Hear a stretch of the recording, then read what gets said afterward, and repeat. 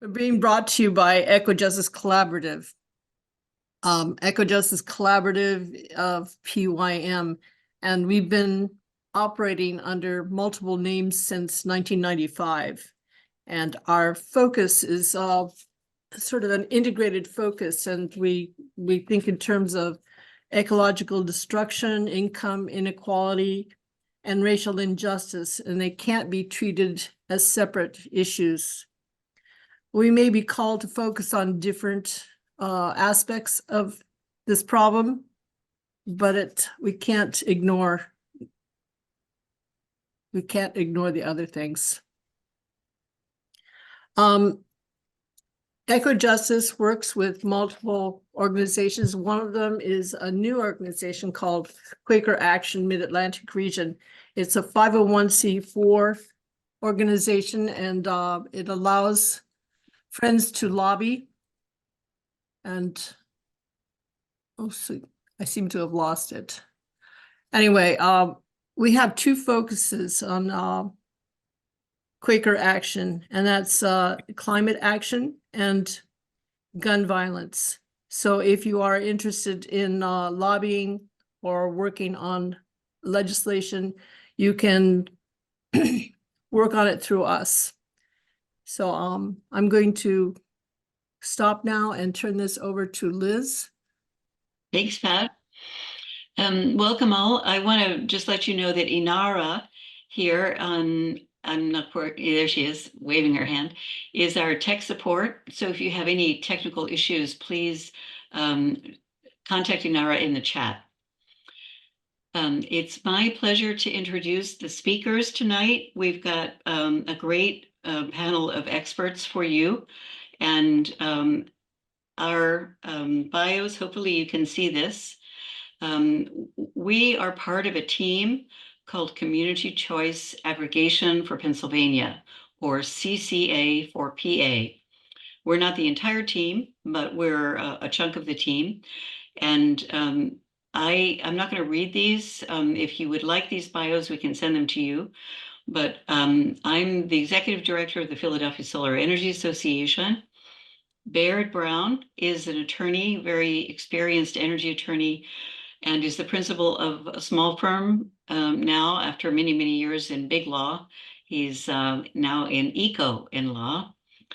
John McKinstry, also an attorney, is currently now he does a tremendous amount of work in Friends circles and Quaker circles, and is with the Swarthmore Borough, but spent many years in education, teaching and administering in Quaker schools after doing some legal work. And then Dennis Rowan. Dennis is the coordinator of CCA for PA, and he's the principal person. He'll be your principal point of contact for follow-up and questions. And Dennis also is an EV expert, so he has a very strong background in clean transportation. So that's who we are tonight. And I'll open up our slides. The presentation itself will, the four of us will kind of flow through the presentation, and then we'll turn it over to questions and answers. And when you're welcome to put questions in the chat. We will try to respond to your questions. If they're simple, we'll respond to them in the chat. But if they're more complex, we'll save them for the end, and we'll just go through them. You can raise your hand either physically or electronically, whichever you prefer, and we'll just have a conversation since this is a small group. And that should work out pretty well.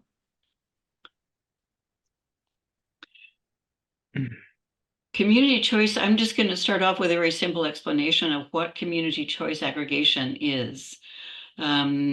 This is a process that enables local government to aggregate, pull together all of their customers, essentially all of the residential customers and small commercial customers, as well as municipal entities, and to go out into the electricity market on their behalf to acquire power.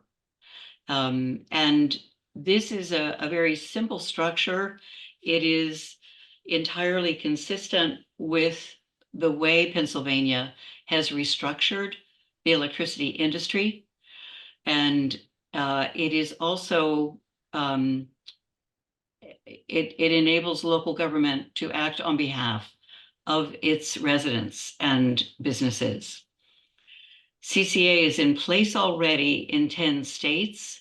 In fact, more than 40% of Californians are part of a CCA program.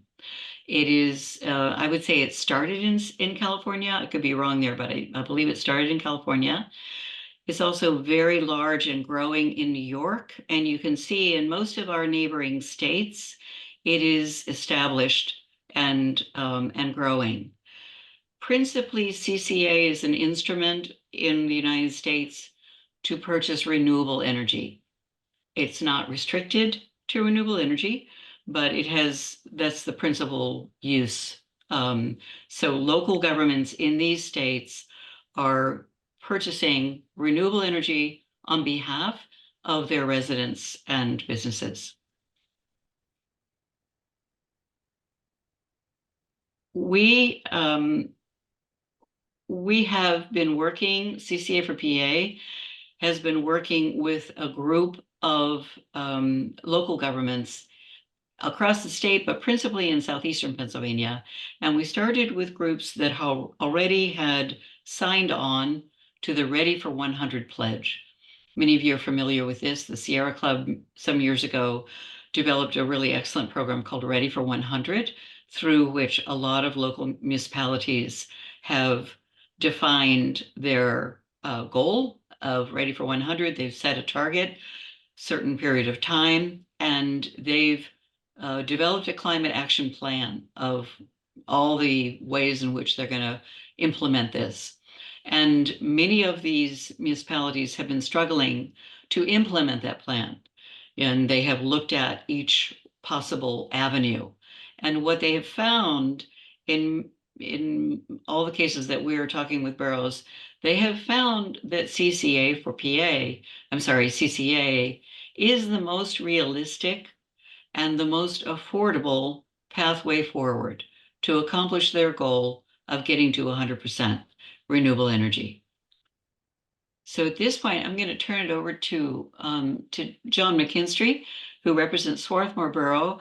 I should say, before I turn it to John, that at this stage, we're working with boroughs all over the state, but 5 boroughs have already examined this in detail, and they have signed a memorandum of understanding with us.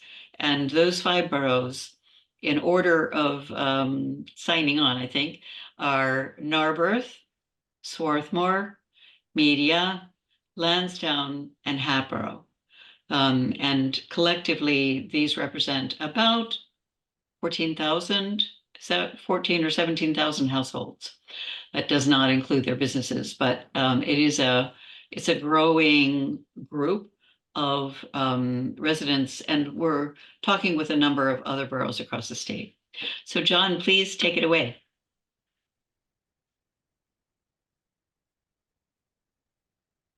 John, you're muted. Thank you, Liz. As Liz said, that we are Swarthmore is a Ready for 100 borough, and we were very concerned because we weren't sure how we would get to 100% green energy very quickly. And so when we heard about community choice aggregation, we were very, very excited because and as Dennis will probably explain later, in communities where you just rely on individuals choosing to do green energy, you might have anywhere from 5 to 15% of the people doing so for reasons of being complicated or whatever. But where you have the model that we're going to be following, where people could still opt out if they didn't want to go with this, you're going to get closer to 80 or 90% of the people with green electricity. And that's been the experience in New York, for example. So the idea that we are going to be able to purchase green electricity for all those people is very, very exciting. it's also exciting because since we have such a large market, we'd be able to have so many people. And if we add to Swarthmore's population the other 4 boroughs, then we're going to have real leverage and be able to get a good price. And that price will be then set by contract.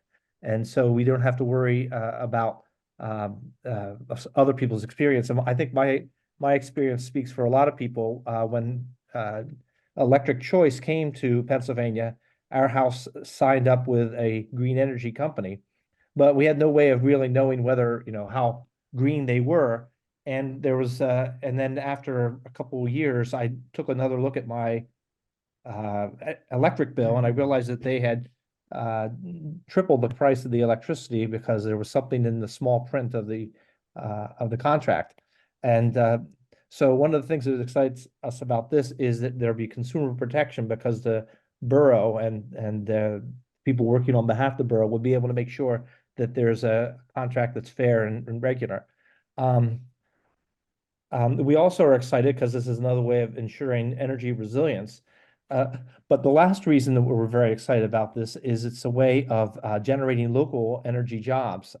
In Swarthmore, we had wanted to create a solar array. We're right along a train line, the Media Local, and there's a lot of parking spots along there. That would have been a perfect place to have a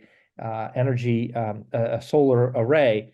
And then with the contractors we were working with, then they would be able to have electric vehicle charging underneath, and any excess electricity would be sold to a business.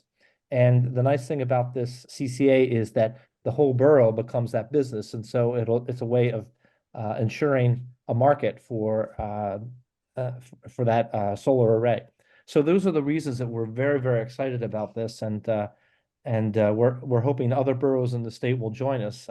There are over 900 boroughs in the state, and if they all could go with CCA, we would really make a big difference in reducing our carbon footprint. So I guess that leaves it to me. The thing that we have, this 10 states that have been mentioned earlier in the slides have actually either adopted legislation permitting CCAs to exist, or have by Public Utility Commission action permitted CCAs to exist. So far, that hasn't happened in Pennsylvania. But in looking at the through the municipal laws to see what we might figure out and how we could get there, we realize that boroughs and boroughs alone not only have the power to manufacture or purchase electricity for the use of its inhabitants. That's a fairly common power among Pennsylvania municipalities. But in addition, the consent of the borough is necessary to supply electricity. So the borough can take choices about who does or doesn't supply electricity. And even when the Act 138 was adopted, which brought in regional retail choice to electricity, they preserved this power of the boroughs, and that's what the third statement on the slide says. Clearly, notwithstanding that they were going to retail choice. So this is what we're relying on, the ability of the borough to say, we're going to buy electricity for our citizens, and you can't provide electricity to our citizens unless they've actively chosen you. So our theory is, if you've already selected some other supplier, that's fine. We won't mess with that. If you've already got solar on your roof and you've got net metering, that's fine. We won't mess with that. If you're low income folks and you're in the CAP program, that's fine. We won't mess with that. But if you're just sitting there taking old brown energy from the utility company because you haven't done anything about it, then we're going to switch you over.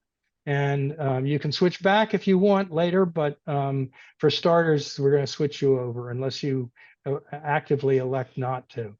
So that's the theory. And this is how the retail choice market works in Pennsylvania right now. You're probably familiar with it. You either buy power from your utility or an electric generation supplier. And if you buy it from an electric generation supplier, that means that they buy the energy at wholesale and sell it to you. But the payment information goes back to the utility, and the bill comes through the utility. It's a familiar pattern. So in the next slide, the only thing we're changing here is we're leaving that whole structure exactly the way it is, but we're saying the borough, who's been elected by its citizens to accomplish things on their behalf, is going to establish a CCA. They're going to run a procurement for energy generation suppliers. They're not going to go around and look at Pennsylvania Choice and say, gee, what can we get? They're going to say, you all who would like to supply citizens in our town, tell us what you can propose to us. And, you know, that way we can assure, and we can probably just attach our proposed contract to the RFP. That's what I'd recommend. So we can assure fair terms, we can ensure as good a price as we're going to get for the renewable energy mix that the borough selects. And we'll move to 100% green energy, and then, as John said, we'll move from there to actually supporting local projects. So that's the main thing. Where we are right now, just before we pass on the rest of the slides, is we're in the middle of talking with the Public Utility Commission.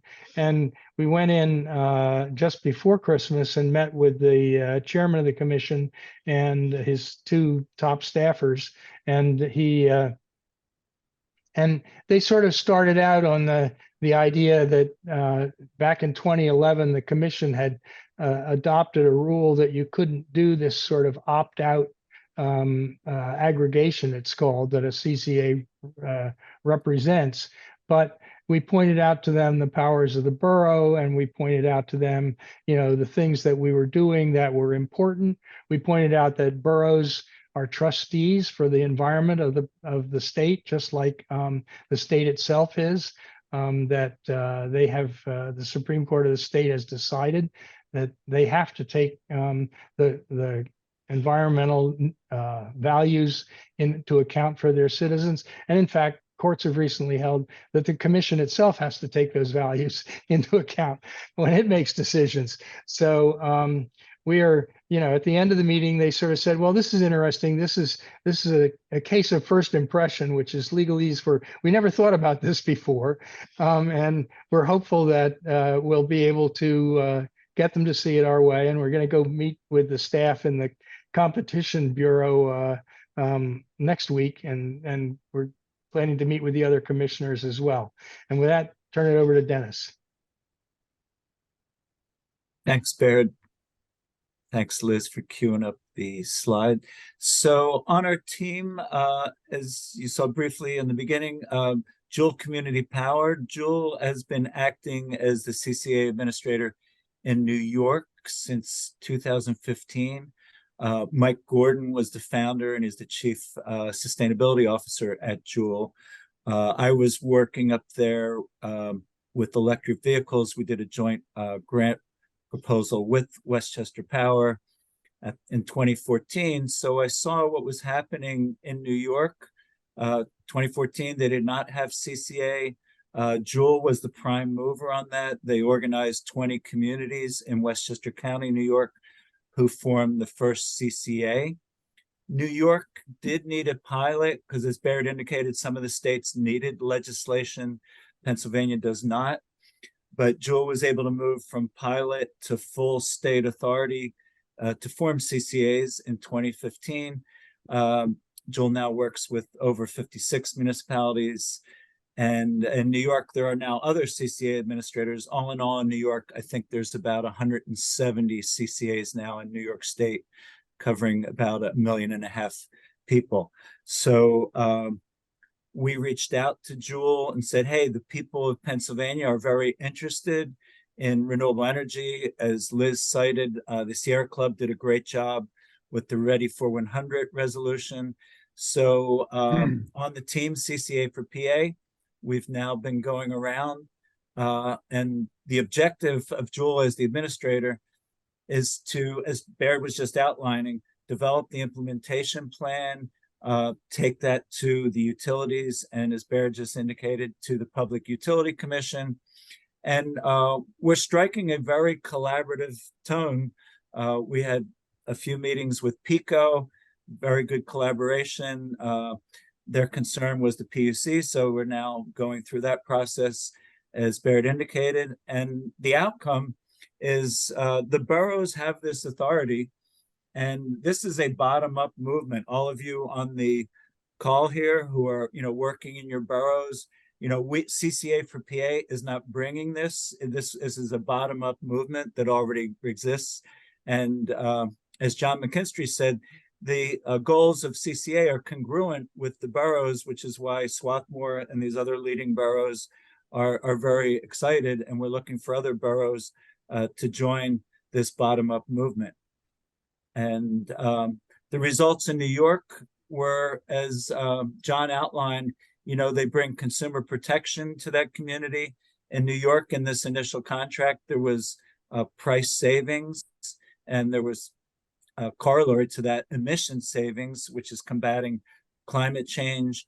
And there's a lot of ongoing consumer education. As John McKinstry indicated, it's hard to do this one-on-one. A lot of people are disenfranchised because they don't have a computer, or they can't get, in our case, the Pennsylvania power switch. So, bottom up, the community has more power than an individual does. So in those 150 municipalities in New York, you can see the results here, the economic benefits, the carbon reductions, which are over 770,000 tons, and the ongoing public education is a key component to CCA. And I think John, a couple of people on the call alluded to this. Without the CCA in Pennsylvania, it's a little higher than that, the participation in Pennsylvania's power switch. With the CCA, not just New York, but around the country, the participation in renewable energy is 80 to 90%. Go forward. So yeah, Liz outlined the 5 boroughs with the MOU to date. We are looking for more boroughs around the state. Currently, we're expecting votes in the first quarter from Morrisville, Ambler, who else? Doylestown, Camp Hill, State College, Carlisle. And as Liz indicated, we are going statewide. And at this point with the PUC, it's great to have these 5 leaders, but this is partly political, although Baird outlined the very strong case we have for CCA in the Borough Code. I think John mentioned the Environmental Rights Amendment in Pennsylvania too is a very strong case. So we are looking for boroughs to join us in this energy democracy movement, and please follow up with us. And I think, yeah, Baird went through this. We are pretty far along in the process. We started this about 3 years ago, building the team, laying a solid foundation. We're very thankful to Narberth, Swarthmore, and the other leading boroughs. And we are looking for other boroughs to join in this exploration and sign on to the Memorandum of Understanding to explore CCA benefits for your communities. And please follow up with me, and I will CC everybody else on the CCA for PA team, and we look forward to following up. What? I finally did. I'm going to stop sharing so that we can see questions. We can see your hands if anyone has questions. But Dennis is the point of contact. So Dennis, you might want to put your contact information in the chat so people can have access to it as well. And we can certainly share these. If you would like these slides, be happy to share them with you, and just put your name and email in the chat and we can get them to you. Are there any questions? John McKinstry has a question. I don't have a question. I just want to say, what's this have to do with you in the Quaker world? Many of you probably know the story about when Philip Randolph went to Roosevelt and about civil rights, and Roosevelt said, "Sir, you've convinced me. Now make me do it." Well, the place you have as Quaker meetings, and maybe you have influence with other religious organizations, you can provide the political protection for your boroughs to do this, saying, "Look, we want to do this." So, if those of you who are involved in wanting to do advocacy work, you can do it right at the local level, because this CCA is, as we were feeling, is one of the most effective ways to moving on to green electricity. And And Swarthmore Meeting wrote a very strong minute to Swarthmore Borough about this. And so that's where all of you can come in. I'd like to say we didn't stress this point, but one of the things that all of you have seen in the last year is a rate increase. PECO's rate increase was one of the smallest in the state. We had an 11.5, 11.5%, I think, 12.5% rate increase about a year ago. That was small. PP&L's rate increase was on the order of 24, 25%. That can easily continue to happen. So one of the great values of CCA is not only we're going for 100% renewable energy at a price point that is not an increase over your current rates. So we're not guaranteeing a reduction in your current rates, but we're going for and we'll be attempting to guarantee a price that is at or below current price. But once that price is locked in, you will be insulated and protected from rate increases. So the stability of rates is incredibly important. And because renewable energy is so cheap now, it is possible to get a long-term contract in place with no escalation of those rates. So that's incredibly important for municipal government. It's incredibly important for Quaker schools, for any, a meeting house, anyone who is struggling, with a tight budget.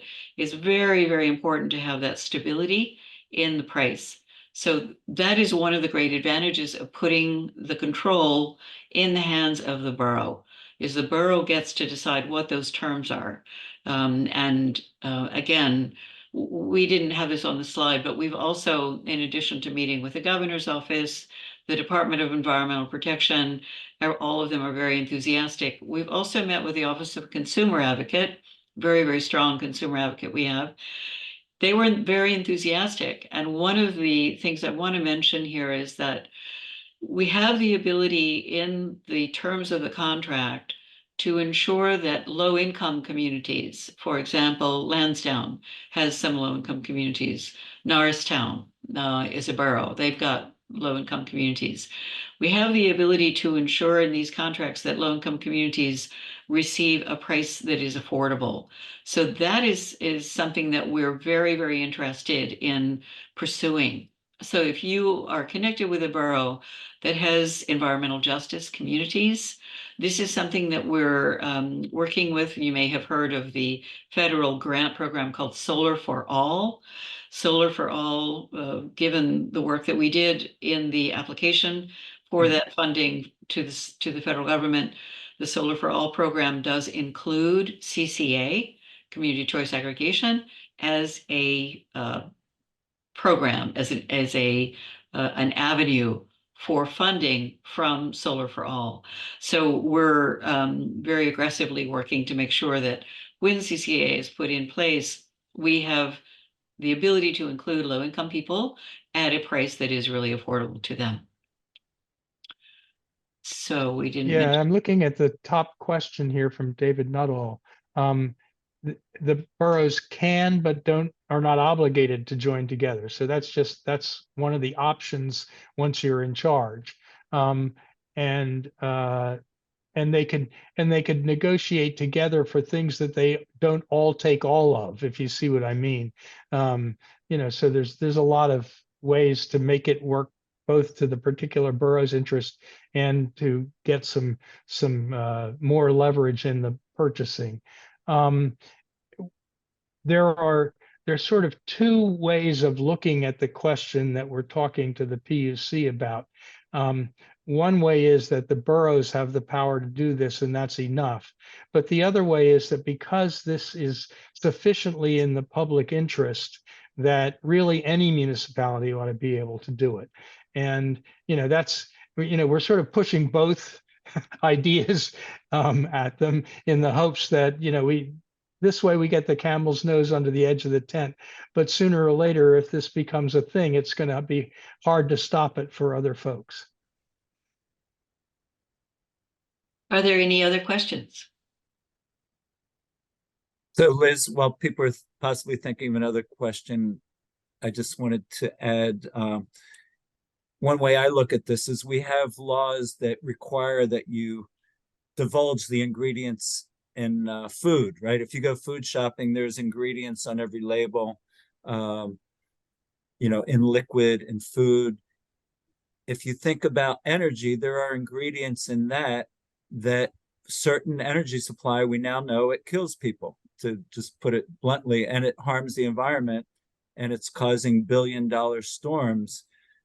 And at the local level, you have the right to protect yourself from harm. So to me, that's a really strong, compelling case, echoing kind of what Bear just said. And also our Environmental Rights Amendment, which was alluded to earlier, that Baird said the Supreme Court let the PUC know that they have to rule on that. So, but this ability of local people on this call to take control of air quality by saying, no, we will not take an energy supply that is harming us and our environment.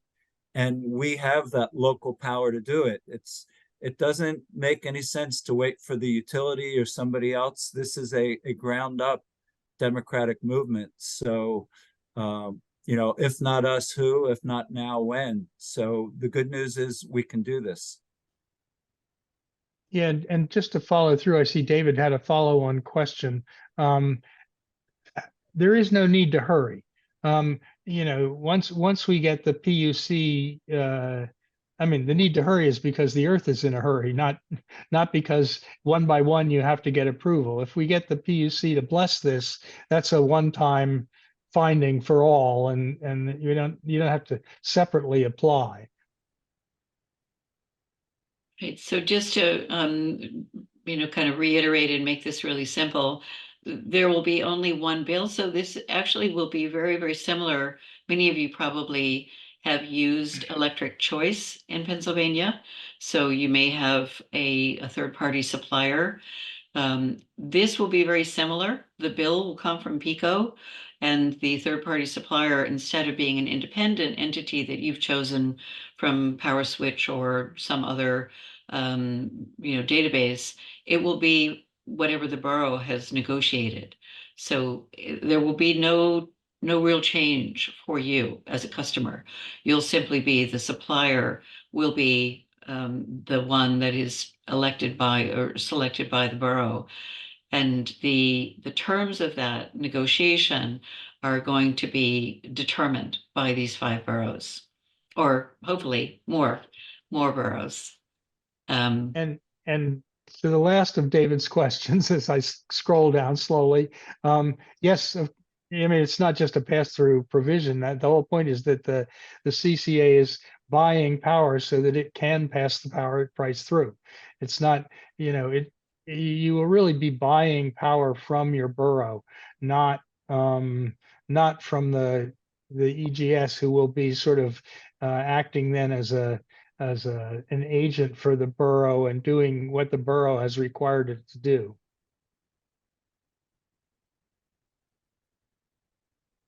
So I'd like to follow up again on one thing John McKinstry said.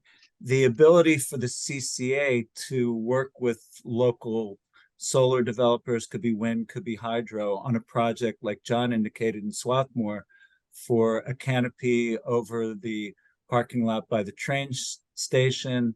That could be really, really beneficial, not just for the jobs, but also to add resiliency to the neighborhood. The other thing, a community like Swarthmore, Narberth, some of the more affluent communities could partner up with wouldn't even have to be a CCA community. For example, Chester could potentially house a 10 megawatt, a bigger plant, and the off-takers of that could be the CCAs. That would help out an environmental justice community like Chester. And right now, as most of you are probably aware, we have a once in a 100-year opportunity with the bipartisan infrastructure law. There are numerous grants for energy efficiency, for solar, for community resilience. 40% of those grants are dedicated to environmental justice communities. And one thing all of us on the call say to the EACs and communities, seize this moment. You know, the Department of Energy is really done a great job. The administration has done a fantastic job. This plays into this year's elections, right? They've done the job, as I'm concerned, at the federal level, and the bottom up has to seize this opportunity. CCAs that are more mature around the country, like California, Massachusetts, that Liz mentioned, if you go to their websites, it's not just about procurement. There's money, there's information on energy efficiency, how low-income people can get job training, how they can get discounts on electric vehicles, a lot of ongoing information. As the CCA matures, that borough can do more and more through that CCA. So think, you know, when I'm on a DOE call, they're always saying, think boldly, bring us bold plans for your community, and CCA can enable communities to do more of that. Yeah, I would say too that as you think about your own meetings, one of the things that the IRA did, the second of the two big pieces of Biden legislation, is to make tax credits that were formerly available to taxpayers for solar and a number of other things like heat pumps and other energy efficiency improvements, makes them available to governments and nonprofit organizations to be paid directly the value of the tax credit, rather than having to do a complicated legal structure so that somebody else can get the tax credit on their behalf. So if your meeting was thinking about putting solar on the roof, now's a great time, because you can get a substantial payback directly from the government. And then two other questions for both David and Sylvia. Yeah,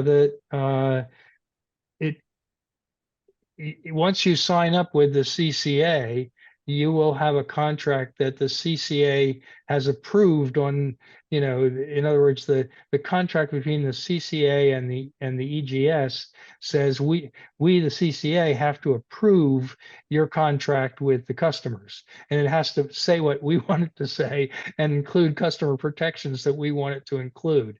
So that's one of the great benefits of this, is that, you know, the form of contract you'll sign will be one that's been signed off and reviewed by your CCA. And yeah, the CCA can buy electricity from any place.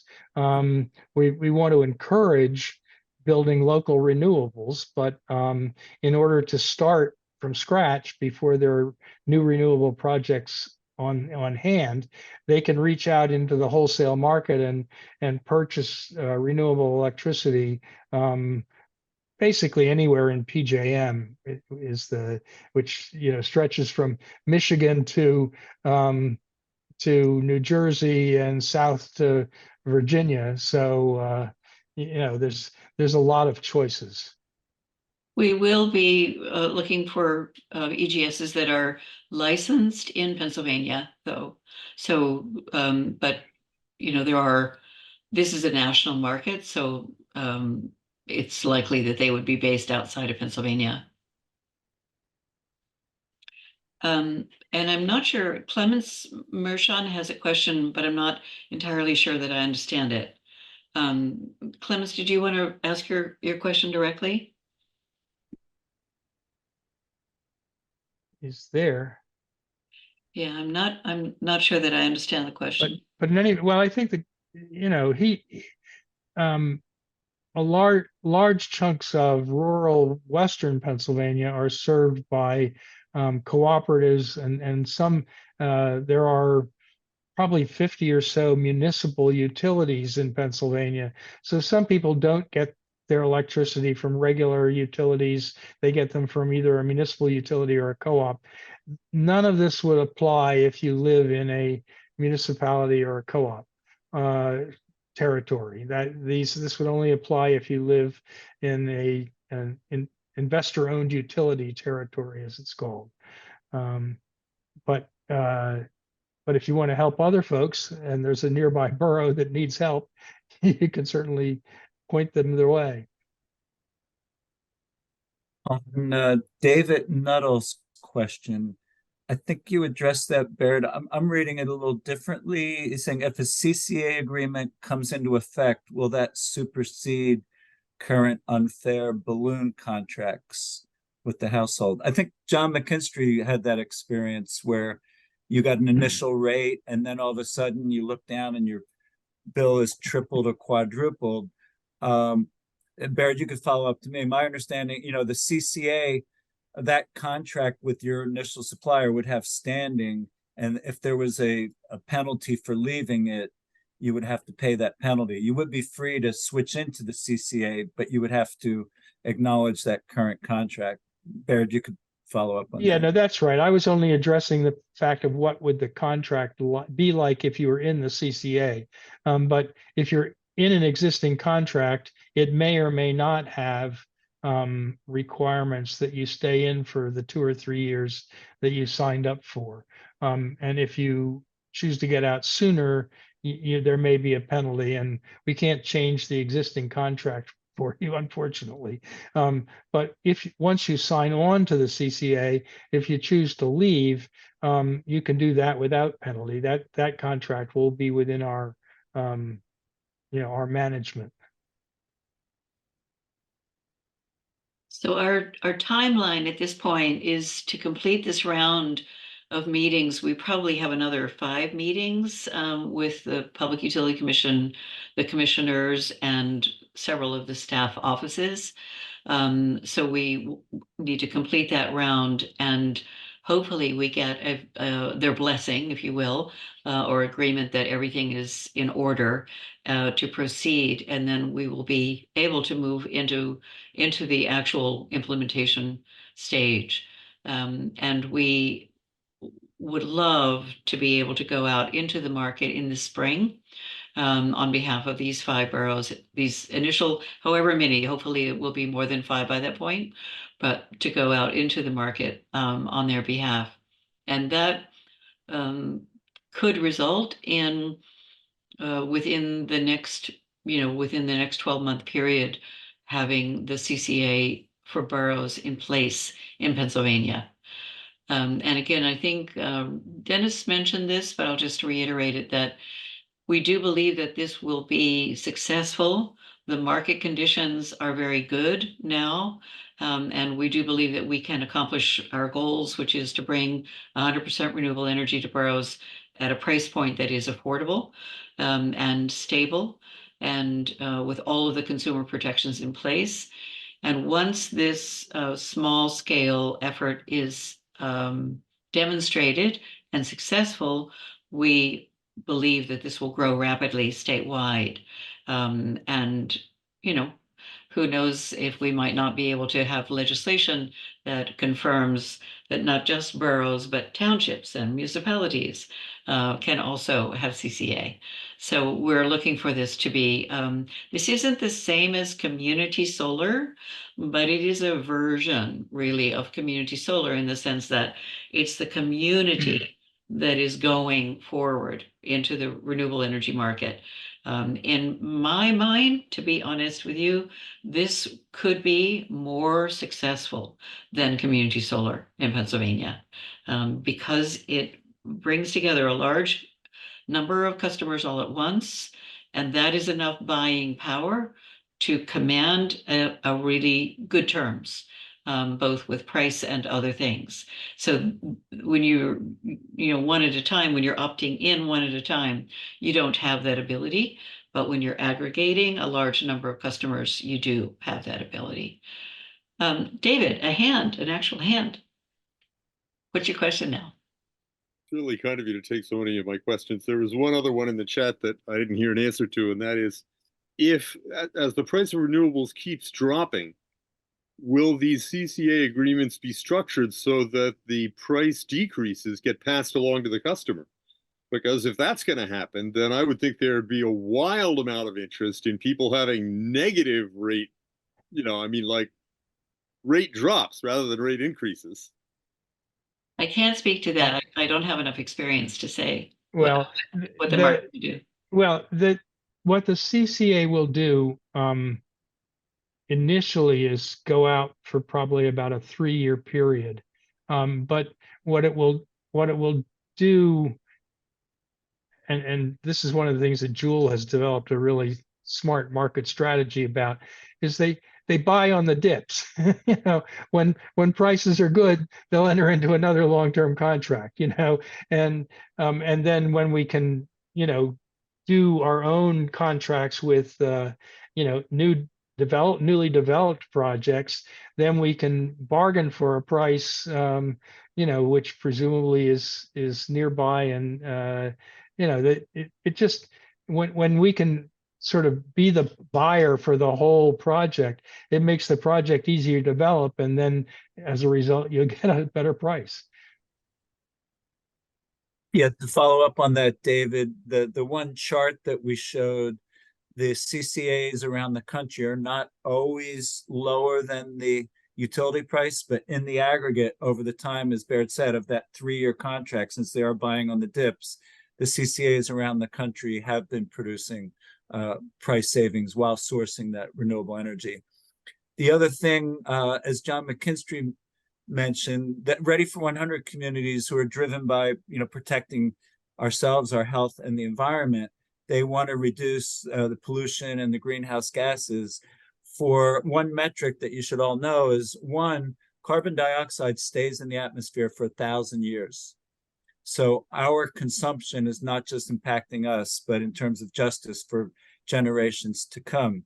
The other thing is, for every 2,000 households in Pennsylvania, if you are getting the dirty mix, so in other words, if your borough has a choice, right now, if you haven't chosen, that is a choice, you're getting 6 tons of carbon and greenhouse gases per household. So for every 2,000 households, like a community like Narberth, there's 12,000 tons of greenhouse gases and particulate matter, which is going to stay in the atmosphere for the next 1,000 years. And these communities are saying that is unjust. And we have the power to rectify that injustice and get rid of these ingredients by choosing. And we have that democratic choice. And the message to take back to your communities is, we are the ones responsible for the choice, not the utility, not the state, not anybody else. And we're lucky that we have that democratic choice, but we have to use it. Sylvia, did you have a question? Yes, I'm a little confused about the actual org chart. How does CCA relate to Joule, relate to a borough? Who is making contracts with whom? You said that Joule is the administrator. I'm not sure how all of that works out. Yeah, let me give that a try. I don't know. Well, I probably don't need the slide. The first thing the community will do after they elect to form a CCA is hire an administrator. And you know, I'm not going to argue with anybody's municipal solicitor about whether they do or don't need to do that through a formal procurement process. The answer is probably not, but some will feel they have to. But that job, that administrator job, is to act as an agent and a you know, an enabler for the community. You know, to sort of do the grunt back office work of making this happen, and but bring all the decisions to the community to make, and help them think about what decisions, you know, what decisions there are to make, you know, point out things like that, but also to, and then they would be the ones who would run on behalf of the borough the procurement to select the EGS or EGSs, the energy suppliers that would actually deliver energy. And it's those energy suppliers who would act in exactly the same way that they act if you buy through the choice program now, but instead of just acting, you know, with whatever business plan they have, they'll be acting to, you know, do what the borough asks them to do. And so so they'll both be in place, but the administrator is a low-key role that is not involved in the buying and selling of power, which is done by the energy generation supplier. So when you said that Jewel was the administrator, you mean for the 5 boroughs that you're currently working with, is that correct? Well, they are considering right now. The 5 boroughs have signed a memorandum of understanding. They haven't promised Jewel anything, and they may hire Jewel. They could hire somebody else if they want to do something collectively in terms of their purchasing. Probably be good to have one administrator, but that's something that they'll get to choose when they get there. But Jewel has done a fabulous job in New York. I can vouch for that. Through other sources, just as Dennis can, and they've worked with local nonprofits, and I just heard a testimonial to them unsolicited on another forum that I'm part of, which is a national municipal sustainable energy forum. So I recommend them highly, and they've been here volunteering with the rest of us to get this to happen. Right. At this stage, we're all volunteers. And you raise a point that I also wanted to address, which is many people are asking, does the borough need to pay something? Is this going to cost something for the borough to do? And the answer, John, maybe you could answer that since you're speaking for the boroughs. Yeah, something that people ask is what kind of administrative burden is this going to be? So far, it's been zero for us. And as far as how the administrator would be paid for, we haven't addressed that yet, but I am assuming there might be just a very small fraction of a percentage to help pay for the administrator. But we haven't gotten to that issue yet. But as far as the administrative burden so far, there hasn't been any. Yeah, I'll tackle the costs. So Sylvia Thanks. And everyone else there. Oh, I am, yeah. The payment to the administrator would come from the winning electricity generation supplier. So there's no revenue that would come from the borough. So it's zero. As John indicated, there would be some time, right, in reviewing the RFP and some administrative time. But in terms of the payment to Jewel, that would come from the winning EGS. Baird, you might want to add on that. Yeah, well, what it amounts to is like about 3 mils. That's 0.003 of a cent on your energy rate will end up being passed through to the administrator. So there's no need for the borough to have anything in its own budget. Right. And Baird, the way it's structured, you might want to talk about that there would be no liability, if somebody didn't pay a bill or in that, type of outcome. I believe Mike has addressed that, how the borough is not liable for any bills that are unpaid. There's a separate default mechanism that for payments, that the state runs in connection with the whole energy retail energy supply structure, which would be applicable here as well, as our understanding. But it wouldn't be, the deadbeat citizens are not the CCA's problem. And I think on choice, one of the points we're making with the Public Utility Commission is that the CCA adds choice. If somebody originally was in the CCA and they wanted to opt out to the dirty default supply, they could do that. If they wanted to go individually to Pennsylvania Power Switch, they could do that. There would be no exit fee from the CCA. And similarly, if they were out initially and they were free to come in, eligible, they could come into the CCA without any fee.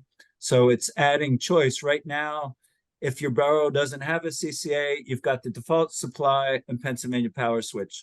CCA adds another level of choice and protection. All right, any final questions? Perfect timing. We're just at 8 o'clock. All right. Well, thank you very, very much. Pat, did you want to close us out?